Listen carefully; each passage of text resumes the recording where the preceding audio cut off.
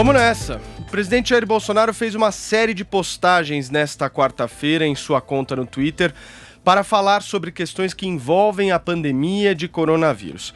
Primeiramente, o mandatário reconheceu as medidas de governadores e prefeitos para tentar frear a disseminação da doença e as elogiou. Depois, Bolsonaro destacou o trabalho do governo federal com a criação do auxílio emergencial de R$ 600 à população mais vulnerável que, segundo ele, atendeu a todos com recursos e meios necessários. O presidente então continuou a enaltecer o êxito do trabalho feito pelo governo. Abro aspas. Nenhum país do mundo fez como o Brasil. Preservamos vidas e empregos sem propagar o pânico, que também leva à depressão e mortes. Sempre disse que o combate ao vírus não poderia ter um efeito colateral pior do que o próprio vírus. Fecha aspas. Por fim, Bolsonaro voltou a defender o uso da hidroxicloroquina, afirmando que ainda viverá por muito tempo. O presidente afirma que lamenta pelos que torcem contra o medicamento, mas que não apresentam alternativa, já que ele continua usando a droga em sua recuperação e que isso está lhe ajudando a melhorar. Vamos começar então a tarde de hoje com ela, Thaís Oyama.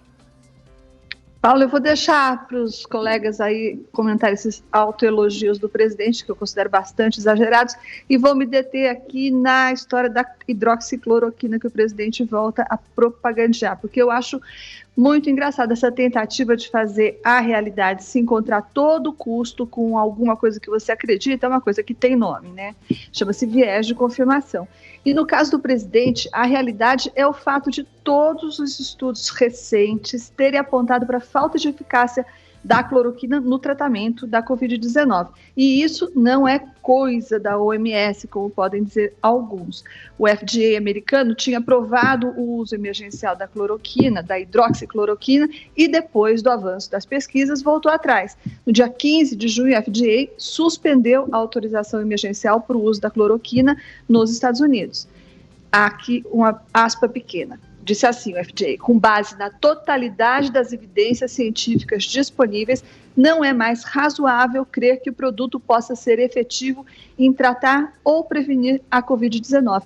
Então, no entanto, contra todas essas evidências, o presidente Bolsonaro continua querendo fazer a realidade se encontrar com a sua crença ou ideia fixa.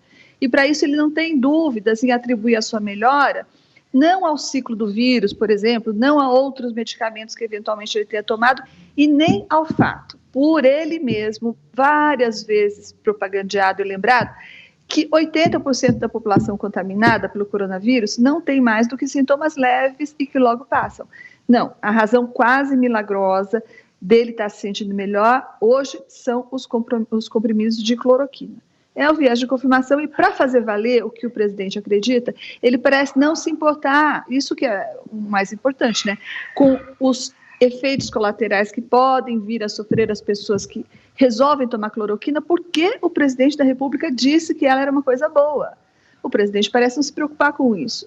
E outra alternativa para essa fixação do presidente Bolsonaro com a cloroquina também pode ser o fato de ele estar querendo dar vazão a esse imenso estoque de 1.800.000 comprimidos do lote que ele mandou o Laboratório do Exército fabricar às pressas, ao custo de R$1,5 milhão e que agora está encalhado, como admitiu o ministro da Defesa.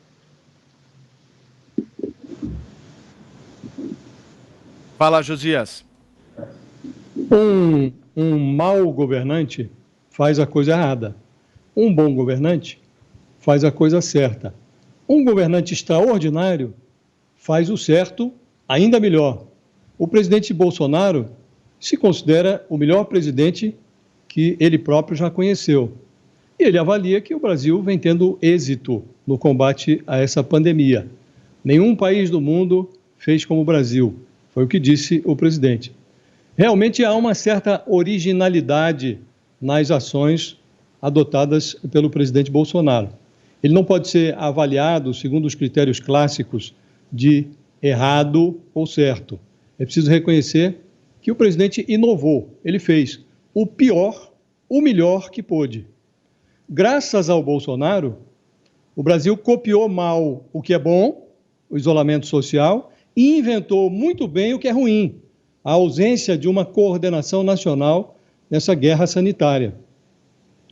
O Brasil não enfrenta uma crise sanitária, mas 27 epidemias. Cada estado lida com o vírus à sua maneira. Mesmo dentro dos estados, há diferenças entre o que ocorre nas capitais e no interior. Isso introduz uma dose de caos num cenário que já é muito confuso.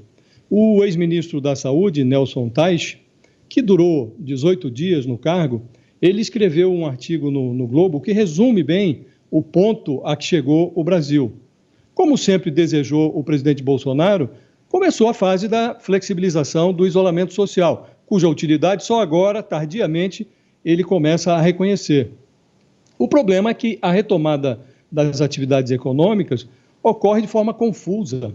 Falta uma coordenação central. Nas palavras do oncologista Nelson Teich, o modelo atual para liberar a economia pode acabar em inúmeras idas e vindas, num sistema em que a mesma coisa é feita repetidas vezes, na ilusão de que em algum momento vai funcionar. É quase à espera de um milagre, foi o que disse o ex-ministro.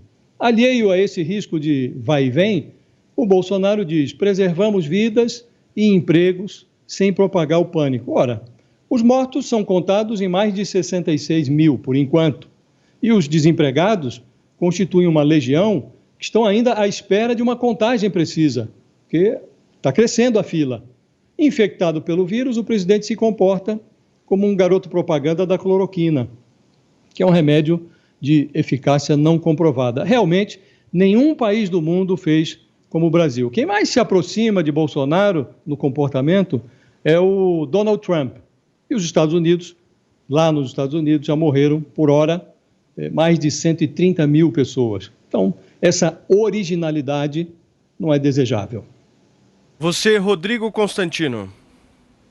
Bom, Paulo, primeira coisa, a postagem do presidente fala de várias medidas também, né, de economia, de digitalização, de auxílio e tudo. Então, acho que vale a pena todo mundo ver, até porque tem muitas medidas positivas ali que não ganharam o devido destaque, porque não são focos da imprensa, que prefere realmente ou picuinha ou sempre tudo aquilo que dá para colocar sob uma luz mais negativa do presidente.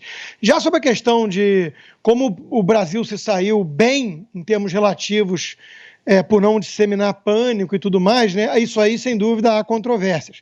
Tampouco o Brasil é o patinho feio do mundo. Eu acho curiosíssimo que tem muito analista, jornalista, que lembra de números absolutos numa hora dessa, ignorando que os Estados Unidos têm 320 milhões de habitantes e o Brasil 220, 210.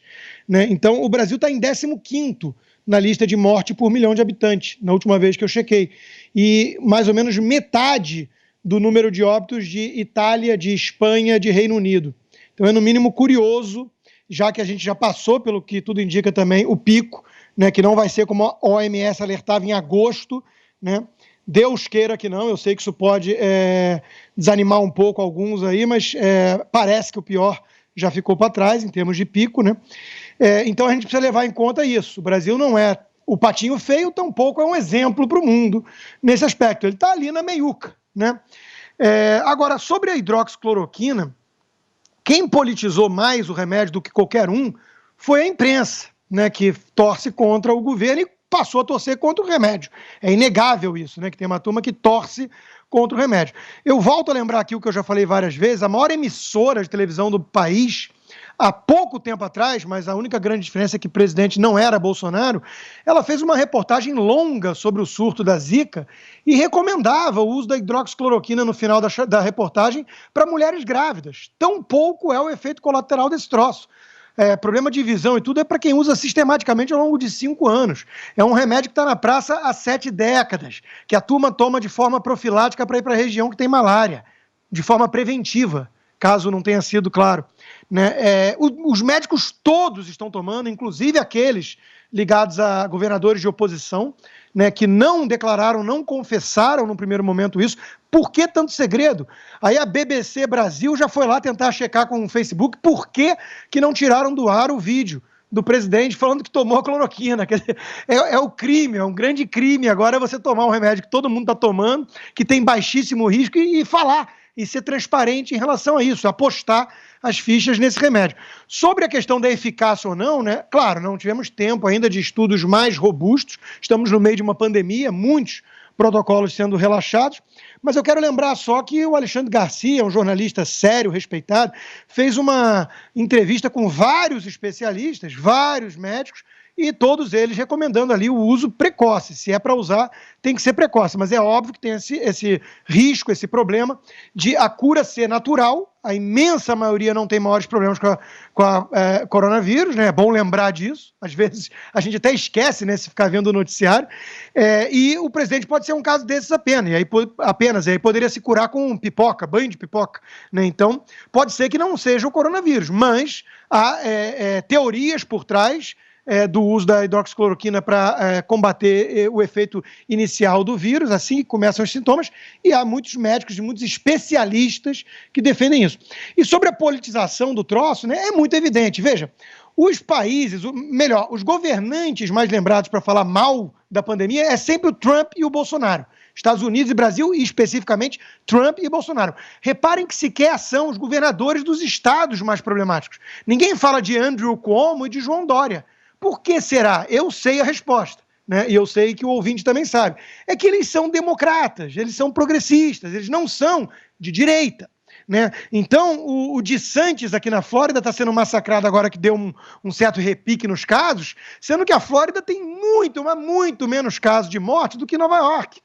E o Andrew Cuomo é retratado pela CNN, né, cujo irmão dele é um âncora lá, apresentador, né, como um grande homem da ciência, parece até o Mandetta, né? Então, veja, eu já cansei de falar isso, mas todo mundo já sabe, mas a gente tem que repetir, porque as pautas voltam. É tudo uma grande palhaçada, porque politizaram essa pandemia desde o começo.